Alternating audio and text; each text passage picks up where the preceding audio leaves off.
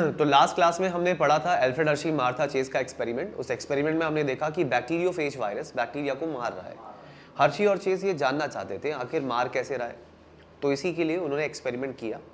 आप देखो एनसीईआरटी के पेज नंबर 101 101 नीचे से दूसरे पैराग्राफ में लिखा है, Hershey and Chase worked together to find out whether it was DNA or protein that has entered from the virus into the bacterial cell।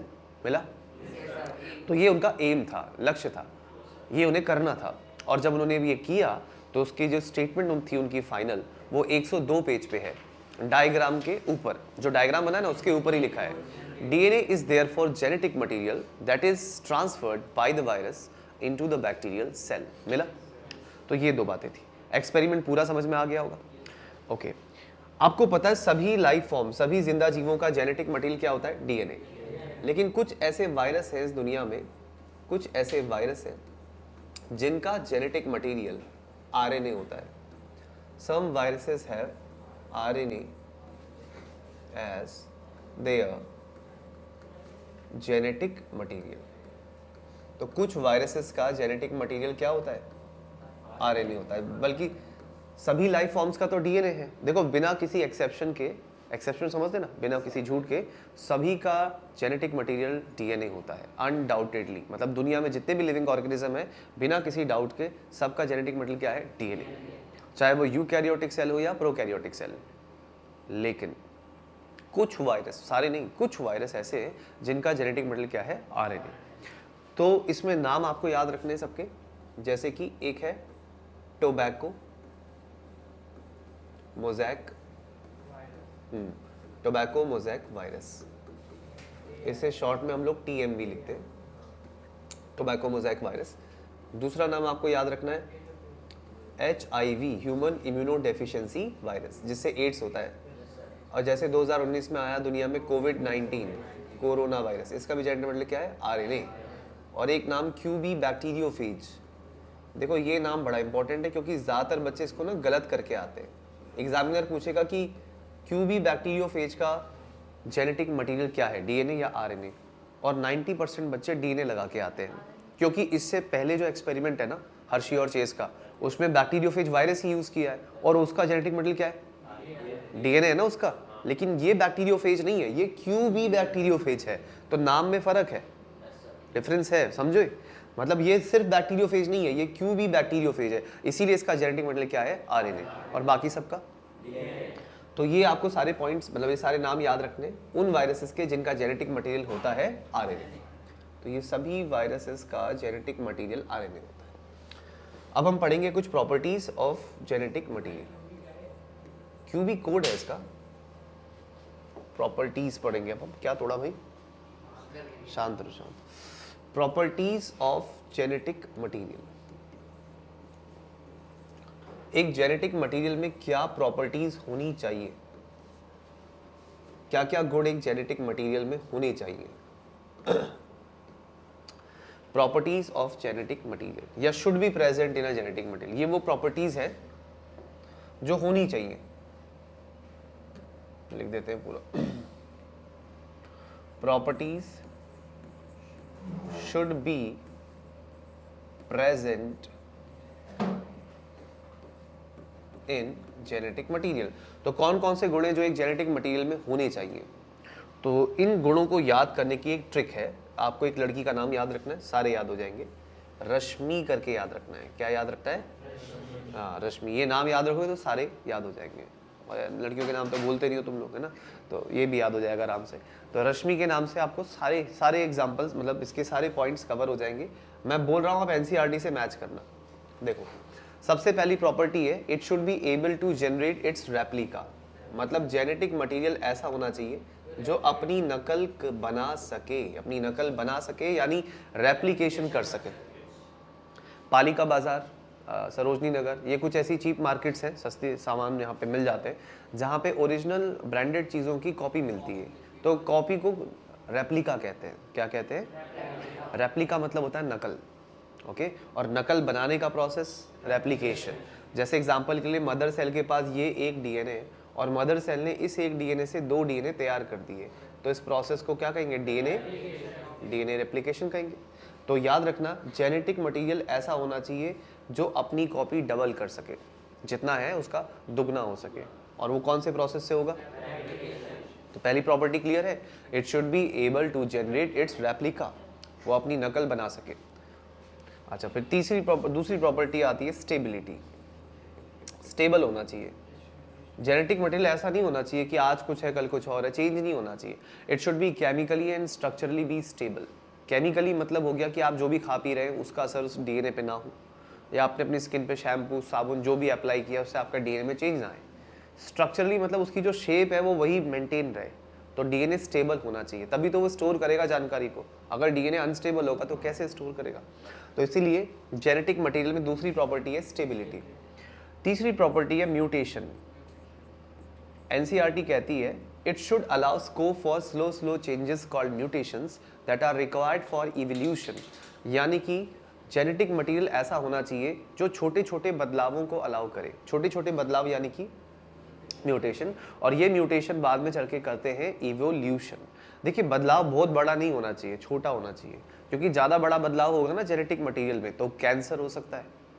Cancer हो सकता है, कैंसर ऐसे ही होता है डीएनए में चेंज आने की वजह से, लेकिन वो चेंज बड़ा चेंज हो जाएगा। छोटे मोटे चेंज चलते हैं, इसी से इवोल्यूशन भी होता है, वेरिएशंस आते हैं। फिर आता है चौथी property, it should be able to express itself in the form of Mendelian characteristics. ये क्या चीज़ है? जेनेटिक मटेरियल खुद को एक्सप्रेस करना चाहिए। एक्सप्रेस करने के लिए आपने याद करो सेंट्रल डॉगमा पढ़ा था, जिसमें आपने पढ़ा था कि डीएनए के ट्रांसक्रिप्शन से बनता है एमआरएनए, और एमआरएनए के ट्रांसलेशन से बनता है प्रोटीन।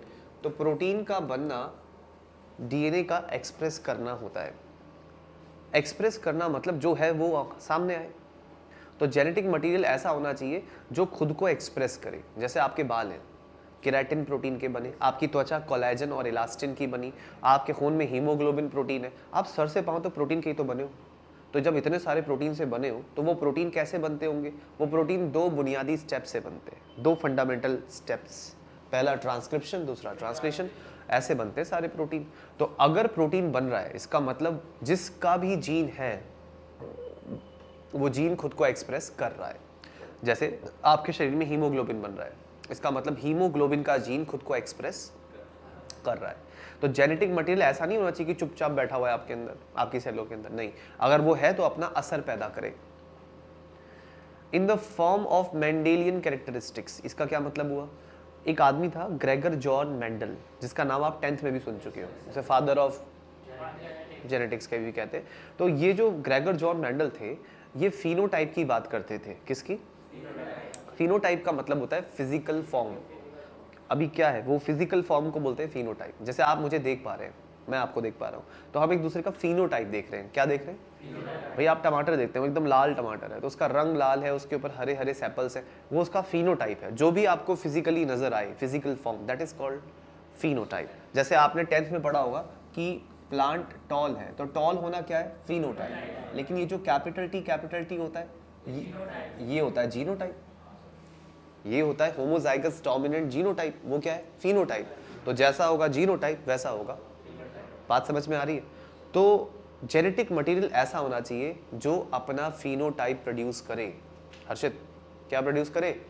फिनोटाइप। फिनोटाइप मतलब असर दिखाए। अगर आपके पास वो जानकारी है तो जानकारी सामने आए, ऐसा नहीं कि चुपचाप बैठी रहे। अब फिनोटाइप को एनसीईआरटी ने फिनोटाइप नहीं बोला है, मेंडेलियन कैरेक्टरिस्टिक्स बोला है। क्या बोला है? तो एनसीईआरटी की लाइन में जो लिखा है ना, it should be able to express itself in the form of Mendelian characteristics. तो बेटा वो जो मेंडेलियन कैरेक्टरिस्टिक्स है, वो मेंडेलियन कैरेक्टरिस्टिक्स को अंडरलाइन करके लिखो वहां पे। फिनोटाइप क्या है? वो फिनोटाइप।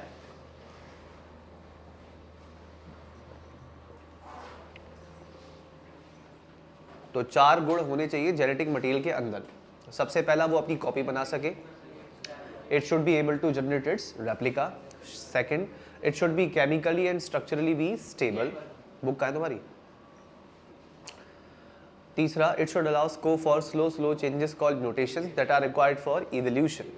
और last, it should be able to express itself in the form of Mendelian characteristics. तो ये चारों गुण तुम्हें याद रहेंगे, और याद करने की ट्रिक है रश्मि। अब जेनेटिक मटेरियल की दौड़ में कि कौन अच्छा जेनेटिक मटेरियल है, 3 मॉलिक्यूल थे। कुछ लोगों को लगता था कि प्रोटीन जेनेटिक मटेरियल है, कुछ लोगों को लगता था कि आरएनए जेनेटिक मटेरियल है, और कुछ को लगता था नहीं नहीं डीएनए जेनेटिक मटेरियल है। तो जेनेटिक मटेरियल की दौड़ में 3 मॉलिक्यूल थे। इन तीनों पे ही लोगों को डाउट था, अलग अलग साइंटिस्ट को डाउट था कि इनमें से कोई एक जेनेटिक मटेरियल है, लेकिन कंफर्म नहीं था कि जेनेटिक मटेरियल है कौन।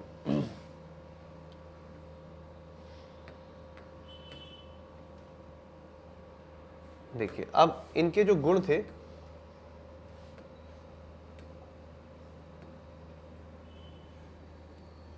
एक एक करके गुण देख लेते हैं।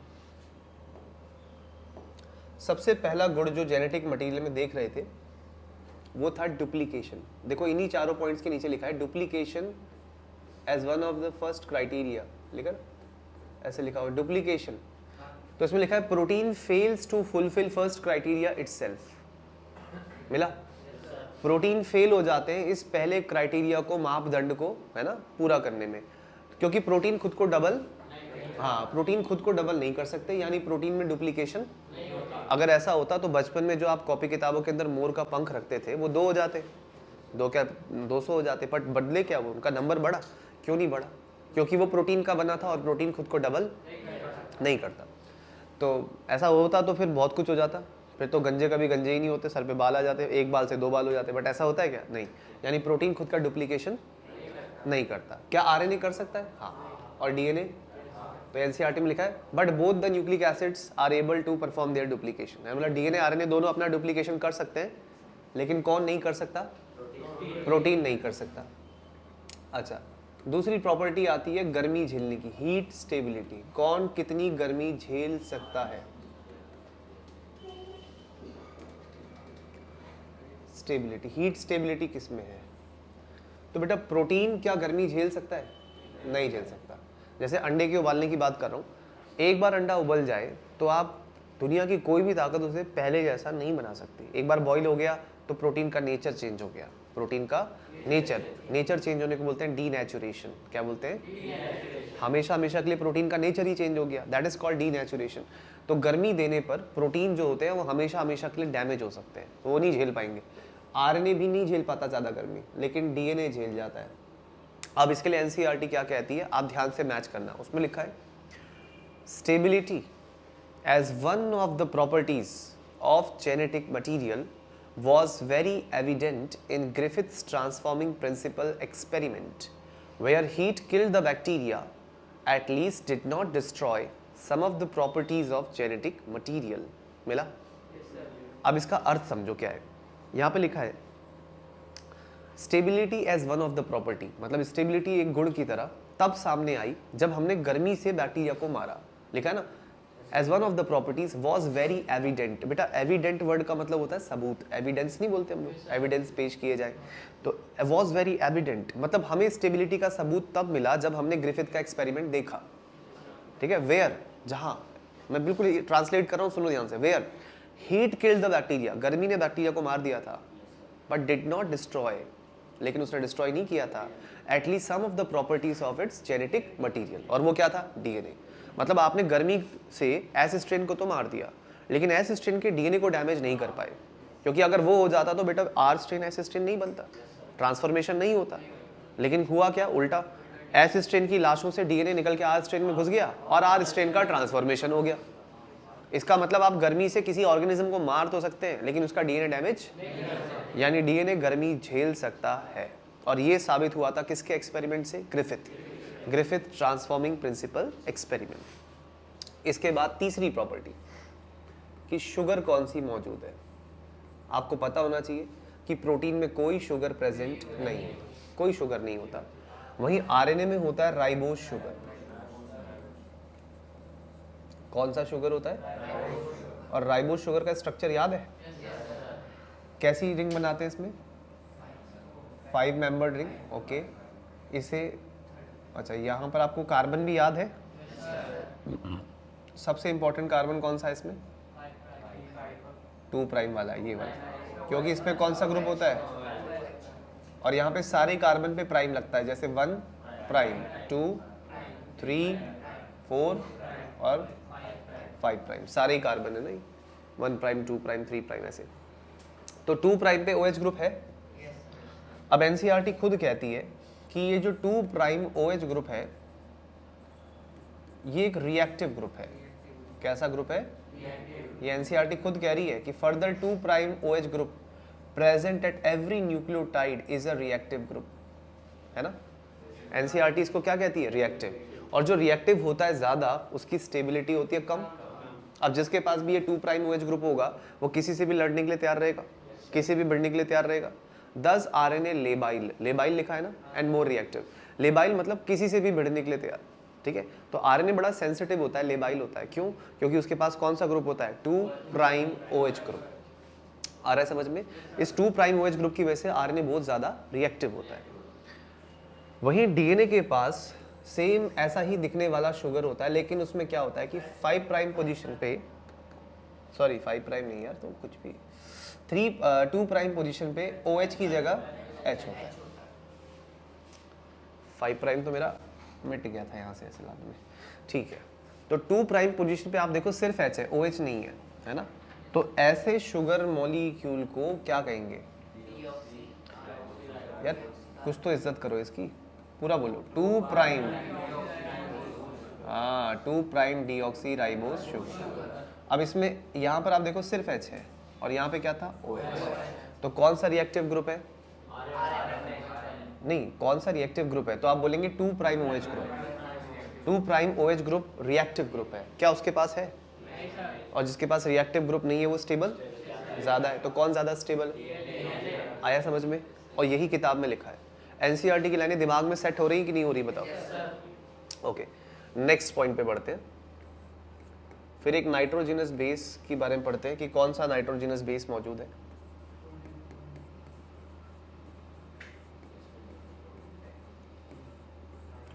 तो नाइट्रोजिनस बेस की बात करूं तो प्रोटीन में तो कोई नाइट्रोजिनस बेस नहीं है। वहीं आरएनए में होता है यूरासिल। आरएनए में यूरासिल होता है, ठीक है।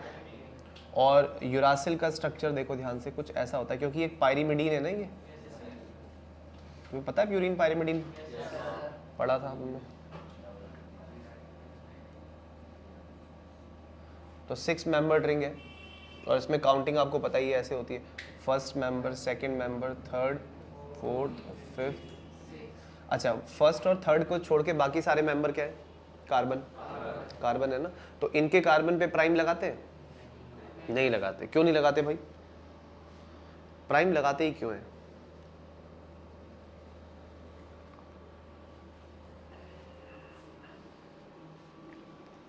आखिर प्राइम लगाते ही क्यों है? प्राइम इसलिए लगाते हैं ताकि जब हम न्यूक्लियोटाइड का फॉर्मूला लिखें IUPAC नेम के अकॉर्डिंग तो कंफ्यूजन ना हो। IUPAC ये कहती है कि किसी भी मॉलिक्यूल में आप 2 कार्बन को एक नंबर नहीं दे सकते। There should be always a sequence 1 2 3, first carbon, second carbon, ऐसे। ऐसा कभी नहीं होगा कि दो पूरी चेन के 2 एंड पे कार्बन है, इस वाले को भी फर्स्ट कार्बन और उसको भी फर्स्ट, ऐसे नहीं। तो इसके लिए हम लोग क्या करते हैं कि थोड़ा भेदभाव करते हैं ताकि अलग से हाईलाइट हो जाए। शुगर के सभी कार्बन्स को प्राइम बोलते हैं, 1 prime, 2 prime, 3 prime, 4 prime, 5 prime. और नाइट्रोजिनस बेस के कार्बन को सिर्फ कार्बन कहते हैं, फर्स्ट कार्बन, सेकंड कार्बन, ऐसे, ठीक है। तो इसके कार्बन कार्बन, उसके कार्बन प्राइम। आया समझ में? तो ये है यूरासिल। लेकिन जो थाइमीन होता है बेटा, थाइमीन,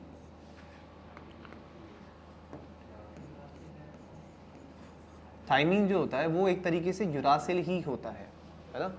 थाइमीन अलग नहीं है। जैसे पीटर पार्कर ही तो स्पाइडरमैन था, बस या तो उसने कपड़े चेंज कर लिए थे, तो वैसे ही थाइमीन के साथ भी है। थाइमीन जो है वो है 5 मिथाइल यूरासिल।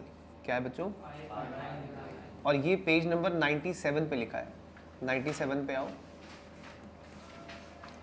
सेम स्ट्रक्चर है बिल्कुल यही। बस होगा क्या कि इसकी जो 5th पोजीशन है उस पे एक मिथाइल ग्रुप जुड़ जाएगा। कौन सा ग्रुप जुड़ जाएगा? CH3।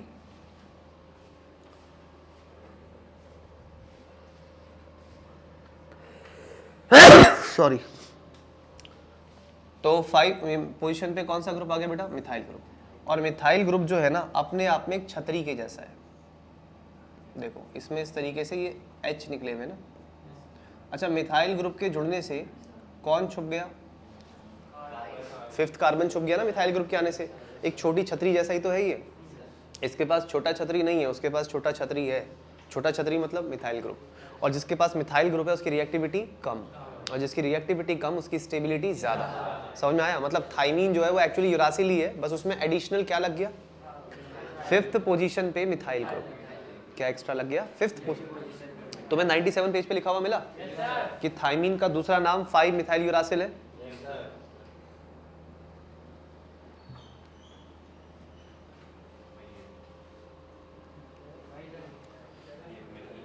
ठीक है, आया समझ में? अंडरलाइन करो से। किताब पे पेन चलाने में शर्म आती है? पेन चलाया करो, किताब आपकी अपनी है ना, किसी पड़ोसी की थोड़ी मांग के लाएगा। और एनसीईआरटी वही अच्छे से पढ़ता है जो एनसीईआरटी पे पेन चलाता है। बहुत ज़रूरी है पेन चलाना। एनसीईआरटी की खूबसूरती बढ़ती है उस पर अगर आप लिखते हो पेन से कुछ, ठीक है, उसकी वैल्यू बढ़ती है। बच्चे क्या करते हैं, पेंसिल से लिखेंगे या कुछ लिखते भी नहीं है कि किताब का सम्मान में कमी आ जाएगी। अब एनसीईआरटी वाले ने इतना वाइट स्पेस खाली छोड़ रखा है अगल बगल में, वो इसीलिए तो छोड़ा है कि उस पर लिखे हैं आप लोग। चलो, क्या ये पॉइंट क्लियर हुआ आपको, नाइट्रोजनस बेस वाला? इसके बाद 5th पॉइंट आता है म्यूटेशन। बच्चों म्यूटेशन का मतलब क्या होता है? मैंने अपनी लाइफ में म्यूटेशन शब्द पहली बार तब सुना जब मैं दिल्ली जल बोर्ड के ऑफिस में पानी का बिल जमा करने गया हुआ था। तो वहाँ पे एक काउंटर था, म्यूटेशन काउंटर। तो मुझे समझ में नहीं आ रहा था क्या है ये, फिर पूछा मैंने, तो उसमें बताया एक आदमी ने कि जब कोई अपना एड्रेस चेंज करता है तो वो अपना बिलिंग एड्रेस भी चेंज करता है कि भाई बिल अब उसके नए एड्रेस के नाम से आएगा। तो अपना बिलिंग एड्रेस चेंज कराने का काउंटर है। जैसे हम अगर अभी यमुना विहार में रह रहे हैं तो हम यहाँ से शिफ्ट हो रहे हैं, पीतमपुरा जा रहे हैं, कहीं और जा रहे हैं, तो उस नए एड्रेस पे जहाँ हमने घर लिया है वहाँ के हिसाब से बिल आए, तो उसके लिए काउंटर होता है, म्यूटेशन काउंटर। म्यूटेशन का अर्थ होता है चेंज, बस। स्मॉल लार्ज वो सब तुम्हारे दिमाग में नहीं आना चाहिए। म्यूटेशन का मतलब चेंज, छोटा बड़ा वो बात की बात है, वो डिस्कस करेंगे ना, बस इतना बोलो म्यूटेशन मतलब चेंज। तो म्यूटेशन क्या प्रोटीन में आता है? नहीं, प्रोटीन जैसे वैसे ही रहते। यार एक बात बताओ, इतने हजारों साल पुरानी इजिप्ट में ममीज रखी हुई है लाशों को प्रिजर्व करके, तो उनमें जो बाल और नाखून है क्या उनका कलर चेंज हो गया होगा? नहीं होगा ना, सालों पुराने ऐसी है, प्रिजर्व्ड है। तो प्रोटीन जो होता है वो सालों साल वैसा ही रहता है, उसमें कोई चेंज, प्रोटीन में कोई म्यूटेशन नहीं आता है। अच्छा, आरएनए में म्यूटेशन आते हैं? हाँ, बहुत तेजी से आते हैं, वेरी फास्ट म्यूटेशन। आरएनए में जो म्यूटेशन है वो बहुत तेजी से आता है। अब जैसे 2019 के नवंबर दिसंबर में कोरोना वायरस आया, और तब से लेकर अब तक इसके कितने वेरिएंट्स आ चुके हैं। वेरिएंट्स मतलब टाइप्स आ चुके हैं, क्योंकि ये चेंज होता रहता है। क्योंकि कोरोना वायरस का जेनेटिक मटेरियल है आरएनए, और आप जानते हो आरएनए स्टेबल अनस्टेबल होता है। तो आरएनए बहुत जल्दी बदलता रहता है। तो आरएनए के बदलने का मतलब उसका म्यूटेशन हो रहा है। आरएनए का क्या हो रहा है? म्यूटेशन। और आरएनए डीएनए के मुकाबले बहुत तेजी से चेंज होता है। इसीलिए जो वायरस जिनका जेनेटिक मटेरियल आरएनए होता है वो बहुत खतरनाक होते हैं। जैसे एचआईवी, आज तक एड्स की कोई दवाई थोड़ी है, क्योंकि एचआईवी का भी जेनेटिक मटेरियल क्या है? आरएनए। अब बनाओ कोई मेडिसिन, थोड़ी देर बाद बेअसर हो जाएगी, क्योंकि आरएनए खुद को कर लेगा चेंज। तो क्योंकि आरएनए अनस्टेबल है, इसीलिए viruses having RNA genome mutate and evolve at a faster rate। ये किताब में लिखा है, अंडरलाइन करो, लिखा है ना, viruses having RNA genome mutate and evolve at a faster rate। 103 page पर है हम, मिला? तो कौन से वायरस जल्दी जल्दी खुद को बदलेंगे? जिनका जेनेटिक मटेरियल क्या है? आरएनए। जबकि इसके मुकाबले डीएनए में स्लो चेंजेस आते हैं, यानी स्लो म्यूटेशन। हाँ जी, ये लाइन अंडरलाइन करनी है। Viruses having RNA genome mutate and evolve at a faster rate. तो जिस वायरस का जेनेटिक मटेरियल आरएनए होगा उसमें चेंज क्या होगा? बहुत जल्दी आएगा। क्लियर? कोई डाउट? अब लास्ट पॉइंट पे आते हैं। लास्ट पॉइंट है बच्चों प्रोटीन सिंथेसिस। हाँ, प्रोटीन सिंथेसिस कि कौन प्रोटीन बना पा रहा है। तो प्रोटीन बनाने के मामले में प्रोटीन तो प्रोटीन नहीं बना पाएगा। क्या आरएनए प्रोटीन बना पाएगा? Yes. RNA can directly code for protein synthesis. RNA directly code कर सकता है किसके लिए? प्रोटीन सिंथेसिस के लिए। RNA can directly code for protein synthesis. जबकि डीएनए जो है वो डिपेंडेंट है आरएनए पे। DNA is dependent on RNA for protein synthesis. कैसे? अभी पीछे सेंटर डॉगमा देखा था। ये डॉगमा मतलब क्या होता है?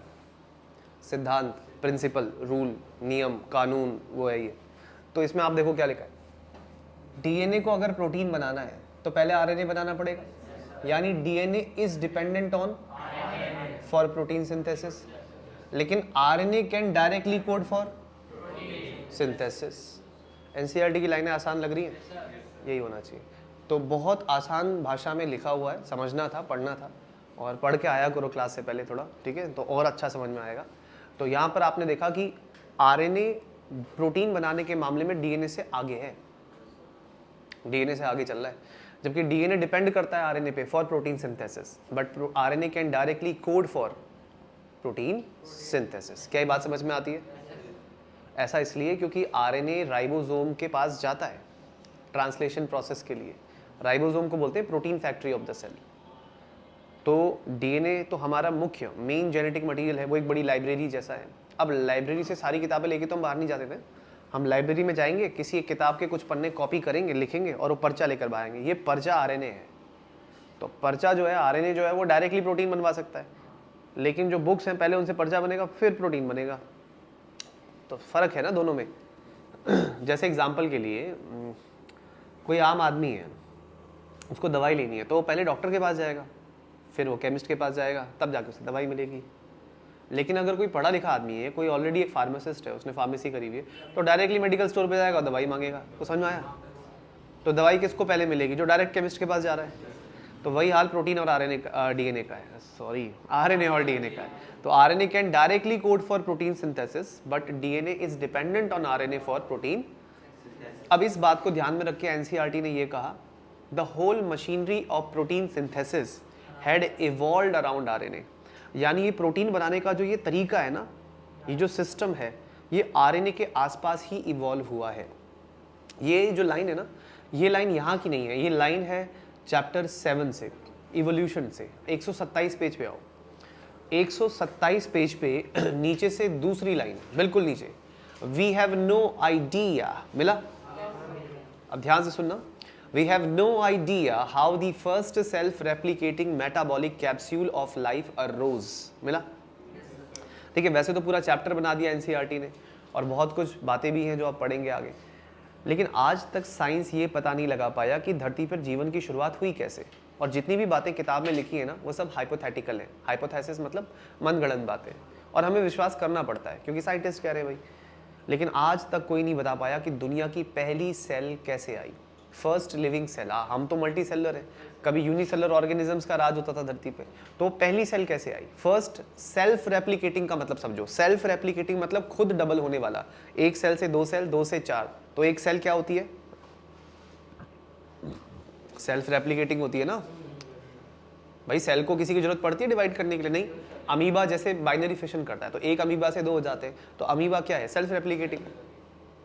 मेटाबॉलिक कैप्सूल, कैप्सूल शब्द का मतलब होता है बंद, बाहर से बंद, बिल्कुल एकदम अंडा आकार, उसे बोलते हैं कैप्सूल। और ये जो बोल रहे हैं ना मेटाबॉलिक कैप्सूल, इसमें मेटाबॉलिक का मतलब है चहलकदमी। जैसे हमारे शरीर में चहलकदमी चलती रहती है, चीज़ें जुड़ती भी हैं, चीज़ें टूटती भी हैं। जुड़ने को बोलते हैं एनाबॉलिज्म, टूटने को बोलते हैं कैटाबॉलिज्म, और दोनों को साथ में बोलते हैं मेटाबॉलिज्म। तो मेटाबॉलिक कैप्सूल का मतलब एक ऐसा बंद कंपार्टमेंट जिसके अंदर चीज़ें बन भी रही हैं, टूट भी रही हैं, रिएक्शंस चल रही हैं, यानी उसके अंदर जीवन है, लाइफ है। तो लाइफ से भरा एक कैप्सूल। लाइफ से भरा कैप्सूल क्या होता है? सेल होती है। कितना आसान है, बस एनसीईआरटी ने उसको थोड़ा खींच के बता दिया। तो first self replicating metabolic capsule of life, यानी पहली जिंदा सेल। आसान शब्दों में यही है, पहली जिंदा सेल आई कैसे? वी हैव नो आइडिया, हमें नहीं पता। लेकिन जब हम हाइपोथेसिस करते हैं, जब हम बोलते हैं कि ऐसे ऐसे हुआ होगा, तो उसमें सबसे पहला नाम आरएनए का आता है, क्योंकि आरएनए सबसे सिंपल है, उससे कॉम्प्लिकेटेड है डीएनए। तो इसलिए जब जीवन की शुरुआत हुई होगी तो पहला मॉलिक्यूल जो बना होगा वो आरएनए बना होगा, और आरएनए से फिर डीएनए बना होगा। यानी कि प्रोटीन बनाने का ये जो सिस्टम है, जिसे हम लोग प्रोटीन सिंथेसिसिंग मशीनरी कहते हैं, ये मशीनरी, पूरा जो सिस्टम है, ये किसके इर्द गिर्द इवॉल्व हुआ है? आरएनए के। आरएनए के आसपास इवॉल्व हुआ है। तो 103 पेज पूरा क्लियर हो गया? तो यहाँ पर 103 पेज के लास्ट पे जो लास्ट पॉइंट हमने पढ़ा वो क्या था बेटा? वो था प्रोटीन सिंथेसिस। और प्रोटीन सिंथेसिस के मामले में RNA can directly code for protein synthesis but DNA is dependent on RNA for. अब 104 पेज के शुरुआत में आएंगे। देखो आरएनए क्योंकि रिएक्टिव होता है इसीलिए ये ट्रांसमिशन के लिए बढ़िया है, ठीक है। RNA is better for transmission. ये किस चीज के लिए बढ़िया है? ट्रांसमिशन मतलब होता है इधर से उधर भेजना। तो जेनेटिक जानकारी को एक जगह से दूसरी जगह भेजने के लिए बढ़िया कौन है? Transmission of genetic information. तो जेनेटिक इंफॉर्मेशन के ट्रांसमिशन के लिए बढ़िया होता है आरएनए। वहीं उस इंफॉर्मेशन को अगर स्टोर करना है तो स्टोरेज के लिए बढ़िया कौन होता है? क्योंकि डीएनए स्टेबल होता है तो डीएनए इज बेटर, ये ज़्यादा बेटर है। बेटर फॉर किस लिए बच्चों? Better for storage of genetic information. आ रहा है समझ में? हाँ हाँ भाई, सीधी सी बात है। आप अपने नोट्स टिश्यू पेपर पे बनाना पसंद करोगे कि ये कॉपी पे? टिश्यू पेपर तो गल जाता है ना, पता लगता है गर्मियों में पढ़ाई करते पसीने की एक बूंद गिरी और सारे नोट्स के। तो टिश्यू पेपर पे कौन लिखता है भाई? Tissue paper is like RNA. और ये A4 साइज की शीट जो मोटे मोटे पन्ने जिन पे आप लिखते हो दिस आर लाइक डीएनए। तो जो ज़्यादा स्टेबल है आप रिकॉर्ड उसी पे करोगे ना। आई बात समझ में? पुराने ज़माने में जो प्री हिस्टोरिक मैन था, है ना, जो पाषाण युग का आदमी था, वो अपने ड्राइंग्स पिक्चर्स वगैरह किस पे बनाता था? दीवारों पे कि रेत पे, नीचे मिट्टी में? रेत मिट्टी में अगर बनाया भी होगा तो तभी साफ हो गया होगा, लेकिन दीवारों पे बनाई गई चीज़ें आज भी है ना, ज़्यादा स्टेबल है। तो इन्फॉर्मेशन वहाँ स्टोर करते हैं जहाँ स्टेबिलिटी ज़्यादा होती है, इसीलिए DNA is better for storage. वहीं RNA is better for transmission. क्या बिल्कुल बुक से मैच हो रहा है? समझ में आ रहा है? तो इसी के साथ ये टॉपिक पूरा हो गया। अब एक नया टॉपिक शुरू होता है, आरएनए वर्ल्ड। तो बड़े आगे या एक बार रिवाइज करें? रिवाइज करते हैं। आज हमने कंपैरिजन किया किसके बीच में? प्रोटीन, आरएनए और डीएनए, कि कौन बेटर जेनेटिक मटेरियल है। तो सबसे पहला क्राइटेरिया क्या था? लेकिन ये क्राइटेरिया फेल हो गया, है ना। प्रोटीन इटसेल्फ फेल, है ना। Protein fails to fulfil first criteria itself. Protein इसको फुलफिल नहीं कर पाया। क्यों नहीं कर पाया? क्योंकि प्रोटीन खुद को डबल नहीं कर पाते। दूसरी प्रॉपर्टी क्या देखी? स्टेबिलिटी। और इसका सबूत हमें कहाँ मिला था? ग्रिफिथ के एक्सपेरिमेंट में, जहाँ गर्मी ने बैक्टीरिया को मार दिया था लेकिन उसके जेनेटिक मटेरियल को डिस्टर्ब नहीं कर पाया। तीसरी प्रॉपर्टी क्या थी? शुगर। तो हमने देखा कि शुगर के मामले में प्रोटीन में तो कोई शुगर ही नहीं होता है, लेकिन आरएनए में होता है राइबोज शुगर और डीएनए में होता है डीऑक्सीराइबो। और राइबोज शुगर ज़्यादा रिएक्टिव है ना, ज़्यादा रिएक्टिव है। और जो ज़्यादा रिएक्टिव है वो स्टेबल कम है।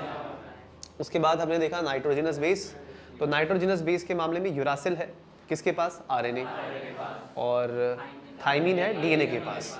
क्या थाइमीन और यूरासिल में बहुत ज़्यादा फर्क है? नहीं, थोड़ा सा फर्क है। किसका? Methyl group. और मिथाइल ग्रुप के आने से बढ़ती है स्टेबिलिटी, और जिसकी बढ़ती है स्टेबिलिटी उसकी कम हो जाती है रिएक्टिविटी। तो कौन ज़्यादा स्टेबल है और कौन कम स्टेबल है? आ रहा है समझ में? और फिर उसके बाद अगली प्रॉपर्टी थी म्यूटेशन। म्यूटेशन बोले तो चेंज। तो चेंज क्या प्रोटीन में आता है? नहीं, प्रोटीन साहब परमानेंट, वो है जैसे हैं वैसे ही रहेंगे। चेंज जल्दी जल्दी किस में आता है? इसीलिए viruses having RNA genome mutate and evolve at a faster rate. तो ज़्यादा खतरनाक वायरस हमेशा कौन से होते हैं? आरएनए, क्योंकि उनका आरएनए होता है अनस्टेबल। वहीं डीएनए क्योंकि स्टेबल है तो उसमें म्यूटेशंस बहुत स्लोली धीरे धीरे होते हैं। फिर आते हैं लास्ट प्रोटीन सिंथेसिस। क्या प्रोटीन खुद को बना सकता है? नहीं, लेकिन आरएनए जो है वो डायरेक्टली प्रोटीन बनवा सकता है। लेकिन डीएनए आरएनए पे डिपेंड करता है फॉर प्रोटीन सिंथेसिस। तो प्रोटीन बनाने के मामले में दोनों में से आगे कौन है? अब जब हम सारी प्रॉपर्टीज को देखते हैं तो हम देखते हैं कि आरएनए ज़्यादा रिएक्टिव है, तो it is better for transmission. लेकिन उसी इंफॉर्मेशन को अगर स्टोर करना हो तो डीएनए बेटर है। आया समझ में? सर आरएनए वाले वायरस कुछ होते हैं? कुछ हाँ, बहुत कम होते हैं। जो ज़्यादा होते तो फिर हम नहीं होते ना। आरएनए वाले वायरस ज़्यादा होंगे तो हम ही नहीं होंगे, क्योंकि वो ज़्यादा खतरनाक है। वो सबके लिए बहुत खतरनाक है, not for humans but also for plants and other animals. तो अगला टॉपिक है भाई आरएनए वर्ल्ड, आरएनए की दुनिया। आरएनए वर्ल्ड में ज़्यादा नहीं पढ़ना आपको, बस 2 लाइनें बता रहा हूँ, ये ध्यान में रखनी है। इसमें ये कहा गया है कि RNA was the first genetic material, ये एनसीईआरटी का विश्वास है, इनको लगता है RNA was the first, RNA पहला, RNA was the first genetic material, मतलब धरती पर जो पहला जेनेटिक मटेरियल था वो कौन सा था, वो आरएनए था। ऐसा क्यों लगता है? अब जैसे आईफोन की बात करें तो आईफोन जब पहली बार आया होगा, फर्स्ट मॉडल आया होगा, आईफोन 1 जो था, 1 नहीं बोलते तो उसे आईफोन ही बोलते थे, तो वो उसमें इतने फीचर्स नहीं थे जितने आज के 13 प्रो मैक्स जैसे फ़ोनों में है ना, क्योंकि ये 12, 13 प्रो मैक्स, मतलब ये क्या है, हर बार कुछ नया ऐड हो रहा है और नया वाला पिछले वाले से बेटर है। तो हर बड़ी चीज़ की शुरुआत हमेशा छोटी होती है, ठीक है। तो कभी डरना नहीं स्टेप लेने से लाइफ में कि यार मैं ये थोड़ा सा काम ये क्या करूँ। अगर आपका गोल बड़ा है, आपकी सोच बड़ी है कि आगे ये चीज़ करनी है, तो अभी का ये छोटा स्टेप बाद में बड़ा भी हो जाएगा, लेकिन शुरुआत करना बड़ी बात है ना। तो वैसे ही याद रखना कि जब जीवन की शुरुआत हुई धरती पे, तो पहला जेनेटिक मटेरियल इतना जटिल, इतना कॉम्प्लेक्स नहीं था, सिंपल सा था, वो था आरएनए। हमें ऐसा क्यों लगता है आरएनए था? क्योंकि देखो आरएनए का मॉलिक्यूलर वेट कम है, आरएनए छोटा है, आरएनए रिएक्टिव ज़्यादा है, तो ये सारे गुण होते हैं एक नए और आसानी से बने मॉलिक्यूल में। जबकि डीएनए ज़्यादा स्टेबल है, तो स्टेबल चीज़ बनाने में टाइम ज़्यादा लगेगा ना, उसमें बिल्कुल सटीकता चाहिए। आरएनए भी ऐसा है कि गलती से भी बन जाएगा और अगर वो बन गया आरएनए, लेकिन डीएनए बनाने के लिए पूरी इंजीनियरिंग चाहिए, डीएनए बनाने के लिए पूरा टाइम चाहिए, पूरा एक एक हर चीज़ को सही जगह लगाना चाहिए। तो इसका मतलब अगर बाई मिस्टेक भी कोई मॉलिक्यूल क्रिएट हुआ है तो वो आरएनए क्रिएट हुआ होगा, मतलब मॉलिक्यूल आपस में रिएक्ट करे, केमिकल्स आपस में रिएक्ट करे, आरएनए बन गया थोड़ा सा। लेकिन डीएनए ऐसे नहीं बन सकता थोड़ा सा, क्योंकि डीएनए बहुत जटिल है, कॉम्प्लेक्स है। तो first genetic material was RNA, ये विश्वास है किसका? एनसीईआरटी का, ठीक है। हाँ, मतलब इतना रिएक्टिव नहीं रहा होगा, फिर धीरे धीरे हो गया। तो देखिए आरएनए वर्ड में ये लिखा है, RNA was the first genetic material, ठीक है। फिर इसके बाद क्या हुआ? इसके बाद आरएनए में RNA with some chemical, RNA में कुछ क्या आई? Chemical, RNA with some chemical modifications, chemical modification had evolved into DNA. RNA कुछ केमिकल मॉडिफिकेशंस के साथ किस में इवॉल्व हो गया? DNA. RNA with some chemical modification had evolved into DNA. पर एनसीईआरटी में लिखा है, एनसीईआरटी में लिखा है DNA had evolved from RNA with some chemical modifications, है ना। और थोड़ा मैंने अपने हिसाब से कर दिया इसको। तो क्या क्या केमिकल मॉडिफिकेशन रहे थे? सबसे पहला तो ये था कि 2' डीऑक्सीराइबोज शुगर आ गया। आरएनए में कौन सा शुगर था? राइबोज था। अब कौन सा शुगर आ गया? तो 2' डीऑक्सीराइबोज शुगर आ गया। किसकी जगह? इंस्टेड ऑफ, किसकी जगह आ गया? Instead of ribose. तो राइबोज शुगर की जगह 2' डीऑक्सीराइबोज शुगर आ गया। और दूसरा चेंज क्या आया? दूसरा चेंज ये आया कि थाइमीन आ गया। थाइमीन आ गया किसकी जगह पे? Thymine at the place of uracil आ गया। तो ये दो बड़े चेंज आ गए, जिनकी वजह से, इन दो बदलावों की वजह से आरएनए इवॉल्व होके बन गया डीएनए, है ना। तो एनसीईआरटी की लाइन है कि जो डीएनए है वो आरएनए से बना है, इवॉल्व होके। क्या होके? इवॉल्व होके। तो आरएनए इवॉल्व्ड इनटू डीएनए, या DNA has evolved from RNA. तो हमारा अर्थ पे, धरती पर पहले जो फर्स्ट जेनेटिक मटेरियल क्या रहा होगा, और उसमें केमिकल मॉडिफिकेशंस हुए तो क्या बन गया?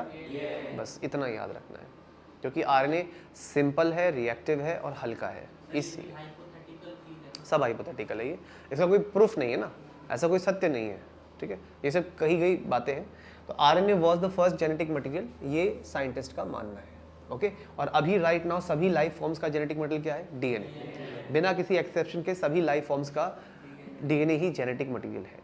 अगर कुछ को लग रहा है आरएनए, तो उनका सोचने का तरीका ही गलत है, उनका दिमाग खराब है। क्यों? क्योंकि लाइफ फॉर्म्स का मतलब होता है लिविंग सेल, और लिविंग सेल मतलब cell, without cell is there no life, है ना। अगर आप सोच रहे हैं वायरस के पास आरएनए, तो बेटा वायरस लिविंग कब से हो गए?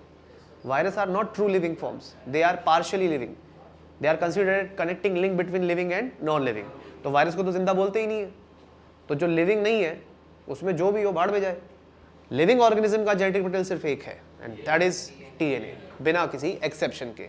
तो चाहे बैक्टीरिया हो, माइकोप्लाज्मा हो, प्लांट सेल, एनिमल सेल या protista, all 5 kingdoms, all living organisms have DNA as their genetic material. याद रहेगा। इन फ्यू वायरसेस, वो भी सारे नहीं बोल रहा मैं, in few viruses there is RNA. तो उसके लिए बहस क्यों करनी कि सर आरएनए भी जेनेटिक? नहीं होता भाई, आरएनए नहीं होता। लिविंग ऑर्गेनिज्म का जेनेटिक मटेरियल सिर्फ एक होता है और वो है डीएनए। आरएनए कुछ वायरसेस में होता है। तो बड़े आगे इसके बाद आता है semi conservative replication of DNA. बच्चों सेमी का मतलब क्या होता है? आधा होता है, और कंजर्व का मतलब होता है सेम। तो semi conservative replication of DNA, semi conservative replication of DNA. इसके अकॉर्डिंग जब डीएनए बनता है तो आधा डीएनए सेम रहता है।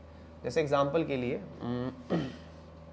मान लीजिए कि ये पेरेंटल डीएनए के स्ट्रैंड है 5 प्राइम से 3 प्राइम, और इस पे सीक्वेंस लिखा है A, T, G और C। इसके सामने एक और स्ट्रैंड है, उस पे लिखा है T, A, C, G, और दोनों स्ट्रैंड की पोलैरिटी आपको पता है एक दूसरे के अपोजिट होती है। इसको क्या बोलते हैं? Anti parallel polarity. कौन सी पोलैरिटी बोलते हैं बच्चों? Anti parallel polarity. तो एक है 5 प्राइम से 3 प्राइम, दूसरा है 3 प्राइम से 5 प्राइम, दो स्ट्रैंड्स है। अब होता क्या है कि जो डीएनए रेप्लिकेट होने वाला होता है, डबल होने वाला होता है, उस डीएनए को बोलते हैं पेरेंटल डीएनए। कौन सा डीएनए बोलेंगे? Parental DNA. और पेरेंटल डीएनए के रेप्लिकेशन के वक्त इसके दोनों जो स्ट्रैंड्स हैं ये वाले, ये अलग हो जाएंगे और अलग होकर टेम्पलेट का काम करेंगे। किसका काम करेंगे? टेम्पलेट का। हो गए दोनों अलग अलग।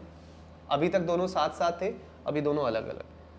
तो जब ये अलग हो जाते हैं और जानकारी देते हैं तो इनको बोलते हैं टेम्पलेट स्ट्रैंड।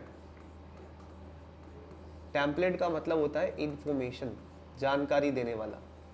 वैसे इसका मतलब सांचा या मोल्ड भी होता है, लेकिन टेम्पलेट का मतलब है इंफॉर्मेशन। तो ये जानकारी देने वाला स्ट्रैंड है, तो इसको आप बोलेंगे टेम्पलेट स्ट्रैंड। कौन सा स्ट्रैंड? टेम्पलेट स्ट्रैंड बोलेंगे। और टेम्पलेट स्ट्रैंड के सामने बनेगा नया स्ट्रैंड। अब जो नया स्ट्रैंड इसके सामने बनेगा, देखिए ए के आगे टी, टी के आगे ए, जी के आगे सी आ गया, और सी के आगे। बच्चों कौन सा नियम फॉलो किया है? इसको इसको बोलते हैं रूल ऑफ कॉम्प्लीमेंटरिटी। क्या बोलते हैं? Rule of. हाँ, इरविन चार्जेफ ने कहा था ना, इरविन चार्जेफ ने कहा था कि प्यूरिन और पायरिमिडीन एक दूसरे के कॉम्प्लीमेंट्री होते हैं। जितने एडेनिन होते हैं उतने थाइमीन होते हैं, जितने गुआनिन होते हैं उतने। तो ये जो आपने देखा, ये है नियम, रूल ऑफ कॉम्प्लीमेंटरिटी। यानी कि ए के सामने हमेशा टी आएगा, टी के सामने हमेशा, जी के सामने हमेशा, और सी के सामने हमेशा। इस नियम को कहते हैं रूल ऑफ कॉम्प्लीमेंटरिटी। तो ये है हमारे सामने। तो इस कॉम्प्लीमेंटरिटी नियम की वजह से पेरेंटल डीएनए के एक स्ट्रैंड से अब दो स्ट्रैंड हो गए। मतलब एक तो पुराना स्ट्रैंड है और दूसरा नया बन गया। तो जो नया स्ट्रैंड बना है ये वाला, इसको बोलते हैं बेटा न्यूली सिंथेसाइज्ड स्ट्रैंड। क्या बोलेंगे? न्यूली, अभी अभी बना है ना, सिंथेसाइज्ड हुआ है, तो बोलेंगे न्यूली सिंथेसाइज्ड स्ट्रैंड।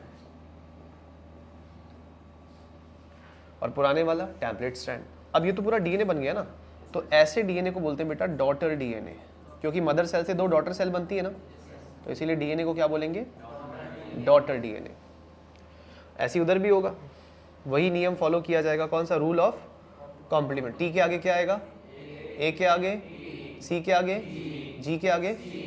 ये है, ये जो बना दूसरा स्ट्रैंड, इसकी पोलैरिटी होगी 5 प्राइम से 3 प्राइम। अच्छा, हम बोल तो रहे हैं यार ए के आगे टी, जी के आगे सी, पर साला लगाएगा कौन? यहाँ तो मैं लगा रहा हूँ, रियल में कौन करता है? रियल में ये काम करती है एक एंजाइम जिसका नाम होता है डीएनए पॉलीमरेज। तो ये जो प्रोसेस आप देख रहे हो, इस प्रोसेस को बोलते हैं डीएनए रेप्लिकेशन, यानी एक डीएनए से दो बनना। तो DNA replication is performed by, ये काम किया जाता है एक एंजाइम के द्वारा। उस एंजाइम का नाम है, पूरा नाम है बेटा डीएनए डिपेंडेंट, क्योंकि वो डीएनए देखकर डीएनए बना रही है ना, तो पूरा नाम हुआ डीएनए डिपेंडेंट डीएनए पॉलीमरेज। तो ये जो येलो कलर में लिखा है मैंने, ये पूरा उस एक एंजाइम का नाम है। बोलो पूरा नाम बोलो दोबारा से। हाँ, तो ये काम करती है डीएनए डिपेंडेंट डीएनए पॉलीमरेज। ठीक है, ये क्या करती है, नया डीएनए बनाती है। DNA replication is performed by DNA dependent DNA polymerase by following. ये फॉलो करती है यार, किसको, इंस्टाग्राम पे किसको फॉलो करती है, नहीं, following the rule of complementarity. कौन सा नियम फॉलो करती है, कॉम्प्लीमेंटरिटी। अभी बताया ना कॉम्प्लीमेंटरिटी का नियम क्या कहता है कि ए के सामने हमेशा टी आएगा, कॉम्प्लीमेंटरिटी। तो कॉम्प्लीमेंटरिटी का नियम ये फॉलो करती है। कौन सी एंजाइम फॉलो करती है, डीएनए डिपेंडेंट डीएनए पॉलीमरेज, याद रहेगा। तो DNA dependent DNA polymerase enzyme इस काम को करेगी, यानी एक डीएनए से दो डीएनए बनाएगी। इस प्रोसेस को, ये जो काम चल रहा है, इस प्रोसेस को कहेंगे डीएनए रेप्लिकेशन। ठीक है, और डीएनए रेप्लिकेशन परफॉर्म करने वाली इस एंजाइम का पूरा नाम सबको याद होना चाहिए। पूरा नाम क्या है, डीएनए, और ये फॉलो करती है कौन सा रूल, रूल ऑफ कॉम्प्लीमेंटरिटी। क्या बोलना है, according to this rule adenine के सामने हमेशा थाइमिन, थाइमिन के सामने हमेशा गुआनिन के सामने हमेशा, और साइटोसिन के सामने हमेशा। क्या ये बात समझ में आती है।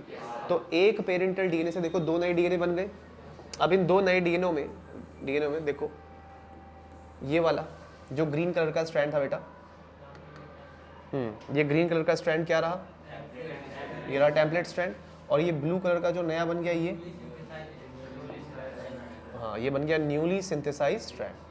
तो इस नए बने डीएनए को मैं क्या बोलूं बताओ, इसे बोलेंगे डॉटर डीएनए। तो एक पेरेंटल डीएनए से क्या बने, दो, आ रहा है समझ में, एक पेरेंटल डीएनए से दो डॉटर डीएनए बन गए। देखा आपने, एक पेरेंटल डीएनए से दो डॉटर डीएनए बन गए। और बनने वाले डीएनए में आधा डीएनए तो सेम ही है भाई, आधा तो पुराना ही है, तो आधे को क्या बोलते हैं, और जो चीज ना बदले सेम रहे बोलते हैं ना conserve, law of conservation of mass, law of conservation of energy. Conserve मतलब रिमेन सेम। तो आधा डीएनए क्योंकि सेम ही है, इसीलिए डीएनए रेप्लिकेशन को क्या बोला, याद रहेगा। तो अगर कोई पूछे डीएनए रेप्लिकेशन कैसा है, तो आप बोलना semi conservative. DNA replication is semi conservative, क्योंकि बनने वाले नए डीएनए, इसको देखो बस, इसमें हाफ तो पुराना ही है, तो हाफ सेम है तो सेमी कंजर्वेटिव। इधर देखो, हाफ तो पुराना ही है, आप एक बार में एक को देखो, इसको देखो बस। तो इसमें आधा डीएनए पुराना है और आधा नया है, इसीलिए बोलते हैं DNA replication is semi conservative. और ये परफॉर्म कौन करती है, DNA dependent DNA polymerase enzyme. याद रहेगा।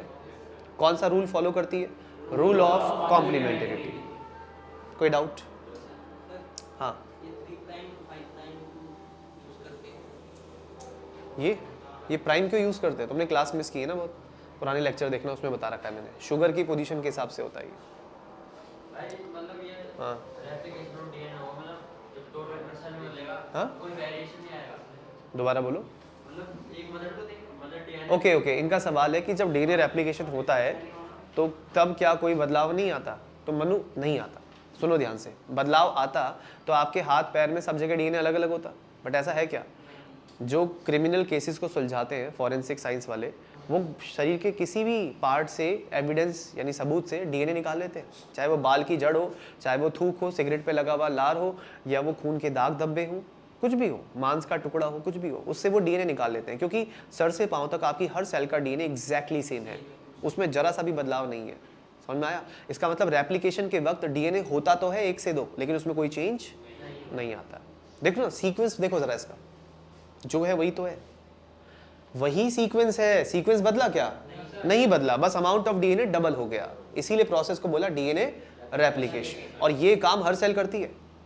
हर सेल जिसको पता है उसे डिवाइड करना है, वो मदर सेल है। और मदर सेल को बनानी है दो डॉटर सेल, और दोनों के पास हर चीज बराबर जानी चाहिए। और बराबर तभी जाएगी डॉटर सेल्स के पास जब मदर सेल्स के पास जो भी कुछ है वो उसे डबल कर ले, और डीएनए रेप्लिकेशन जरूरी हो जाता है। तो डीएनए रेप्लिकेशन सेल साइकिल के ध्यान रखना एस फेज में होता है। कौन से फेज में होता है, क्योंकि S का मतलब होता है सिंथेसिस। तो आपने 11 में पढ़ी थी ना सेल साइकिल, तो उसमें आपने पढ़ा इंटरफेस और एम फेज। जिसमें सेल करती है रेस्ट उसको क्या बोलते हैं? इंटरफेस। और जिसमें सेल करती है डिवाइड, एम फेज। अब बिल्कुल ही भूल जाते हो यार। ये देखो, ये है डीएनए, सॉरी सेल साइकिल है। तो सेल साइकिल का सबसे बड़ा वक्त होता है इंटरफेस। इंटरफेस में होता है सबसे बड़ा G1 फेज, फिर होता है S फेज, फिर आता है G2 और फिर आता है M फेज। डीएनए रेप्लिकेशन इस फेज में होता है। कौन से फेज में? S फेज में। और डीएनए रेप्लिकेशन के वक्त ये एंजाइम काम कर रही होती है। पेरेंटल डीएनए को, मतलब पेरेंटल स्ट्रैंड को देखकर बनाती है नया स्ट्रैंड। ये टेम्पलेट वर्ड आपने सुना होगा लेकिन ध्यान नहीं दिया कभी।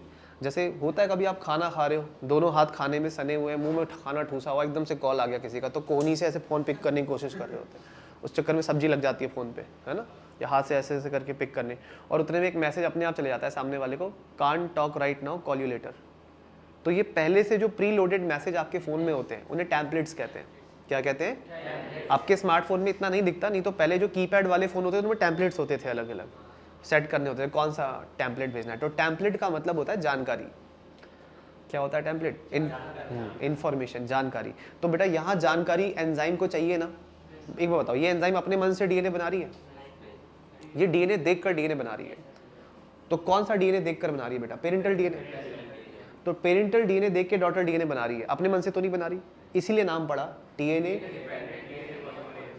समझ में आया? तुम एनसीईआरटी देख के नोट्स बना रहे हो, तो you are NCERT dependent students. हाँ, जो मर्जी कहना कहो, बट एनसीईआरटी की लाइन बोला करो, ठीक है। एंजाइम का नाम पूरा बोलो, क्या? DNA dependent DNA polymer. ये है वो एंजाइम जो पेरेंटल डीएनए से बना रही है दो नए डॉटर डीएनए। क्या ये बात समझ में आती है? सीक्वेंस बदला क्या? नहीं, लेकिन बनने वाला डीएनए आधा सेम है, इसीलिए क्या बोलेंगे? सेमी। ओके, 104 पेज पे वॉटसन और क्रिक के शब्द हैं। उन्होंने जो कहा था वो 104 पेज पे दिया हुआ है, देखो एपोस्ट्रोफी कॉमा के अंदर नीचे होगा। हाँ, उसमें लिखा है it has not escaped our notice, मिला, that the specific pairing we have postulated immediately suggest the possible copying mechanism of genetic material. क्या बोला मैंने? दोबारा बोलता हूँ। It has not escaped our notice that the specific pairing we have postulated immediately suggests the possible copying mechanism of genetic material. मिला? देखो, इसका अर्थ समझो, वो तो लिखा है, अब उसका अर्थ समझते हैं। It has not escaped, ये हमारी नज़रों से नहीं गायब हुआ, मतलब हमने ध्यान दिया है। बोलते ना एस्केप हो गया, नोटिस, ध्यान नहीं दिया, हमने ध्यान दिया। ये कौन कह रहे हैं? वॉटसन और क्रिक। वॉटसन और क्रिक कह रहे हैं कि हमने ध्यान दिया है, it has not escaped our notice that the specific pairing, देखो ये रही स्पेसिफिक पेयरिंग, सामने देखो, ये स्पेसिफिक पेयरिंग है बेटा, ए का टी से, जी का सी से, खास जोड़ियां है ना, आप ए के आगे कुछ और नहीं ला सकते टी के अलावा, तो पेयरिंग कैसी है? Specific. The specific pairing we have postulated, जो खास जोड़ियां हमने बताई हैं, इमीडिएटली सजेस्ट, ये हमें बताती हैं द पॉसिबल कॉपिंग मैकेनिज्म, कि डीएनए कैसे कॉपी होता है ऑफ डीएनए इटसेल्फ। मतलब वॉटसन और क्रिक ने कहा कि ये जो पेयरिंग हमने करी है ए की टी से, जी की सी से, इसी सीक्वेंस, इसी पेयरिंग के रूल की वजह से एक डीएनए से दो डीएनए बन जाते हैं बिना किसी सीक्वेंस में आए चेंज के। मैं जो इतनी देर से आपको बोल रहा हूँ ना, सेमी कंजर्वेटिव, ये बात वॉटसन और क्रिक 1953 में बोल चुके थे। 1953 में ये बात वो कह चुके थे कि it has not escaped our notice that the specific pairing we have postulated immediately suggest the possible copying mechanism of DNA या जेनेटिक मटीरियल। लेकिन इस दुनिया में बात कहना आसान है या साबित करना? अबे कहना आसान है, बात कहना बहुत आसान है, मुंह खोलो और बक दो, कोई मेहनत थोड़ी लगती है उसमें, कुछ भी कह दो। बताओ, प्रपोज करना इजी है कि प्रूफ करना इजी है? प्रपोज करना इजी है। रास्ते से जा रहे, पीछे से बाइक आई, एकदम से रुके, हेलो आपसे बात करनी है, फ्रेंडशिप, कितना आसान है ये सब, मुंह में रजनीगंधा। लेकिन अगर वही बात साबित करनी हो तो हफ्ता, 10 दिन, महीना, साल, जिंदगी लग सकती है। साबित करना आसान नहीं है, आसान क्या है? बोलना। तो वॉटसन और क्रिक ने साबित नहीं किया था, उन्होंने बस बोला था। क्या बोला था? कि DNA replication is semi conservative. उन्होंने साबित नहीं किया था। तो साबित किसने किया था? साबित किया था मैथ्यू मैसवेल्सन और फ्रैंकलिन स्टॉल ने। ये दो साइंटिस्ट थे। डीएनए रेप्लिकेशन सेमी कंजर्वेटिव होता है, ये कहा था, किसने कहा था? वॉटसन और क्रिक ने। उन्होंने बस बोला था, साबित नहीं किया था। दे प्रपोज्ड, है ना, उन्होंने बस बोला था। लेकिन साबित किसने किया था? मैथ्यू मेसेल्सन और फ्रैंकलिन स्टॉल ने। और कैसे किया था भाई, टाइम तो हो गया ना, तो मैं अगली क्लास में बताता हूँ आपको मैथ्यू मेसेल्सन और फ्रैंकलिन स्टॉल का एक्सपेरिमेंट। ठीक है, तो आज के लिए इतना ही, बाकी का नेक्स्ट क्लास में।